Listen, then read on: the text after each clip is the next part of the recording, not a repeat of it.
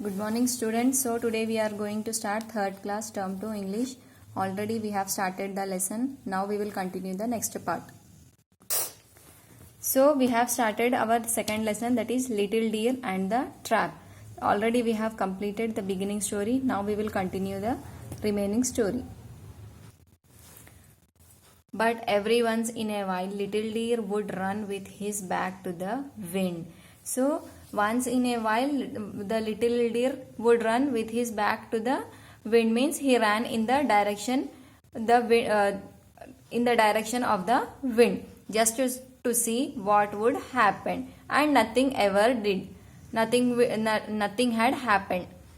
Little Deer learned how to prick up his ears. Prick up ears means raising his ears to listen more carefully, to hear the slightest sound. He learned how to keep perfectly still.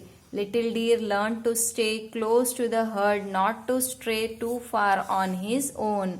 So little deer, what he did, he learned pricking up his ears to hear the slightest sound and to listen very carefully. And what he learned, next thing, to stay close to the herd. Herd means a group of animals that stay together and not to go far away from the group. But every once in a while Little Deer did do so, just to see what had happened. So once in a time, what the Little Deer did, he did just to see what had happened. Then one day something did. So then one day something had happened. While Little Deer was roaming through the jungle on his own. So what had happened? The Little Deer was roaming alone in the jungle. He went further out than he had ever been before. So he went to a greater distance, means he went for a long distance, far distance from his herd. There he saw some tender plants. Tender plants means young and new plants he saw there. Surely they are greener and juicier than anything I have ever heard before.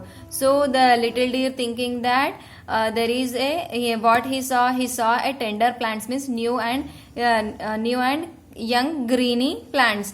So what he did, he thought that it is very greener and juicier than anything I have ever had before. And Little Deer thinking that I didn't saw this greenery before, so I should eat this. Little Deer nibbled at the leaves of a bush. Nibbled means took small bites of leaves. So he started eating the leaves. They were tasty. Little Deer went closer to eat the leaves. Went closer to eat the leaves. So in the first bite, it was the Little Deer saying that it was very tasty, and after what he did, he went too closer to eat the leaves. So again he started eating all the leaves and went very closely, when suddenly he was caught. So someone caught him. His legs was gripped. Gripped means held tightly in something cold and hard. He was caught in a hunter's trap, and it was exactly the way Great Uncle Stag had said it would be. So what Great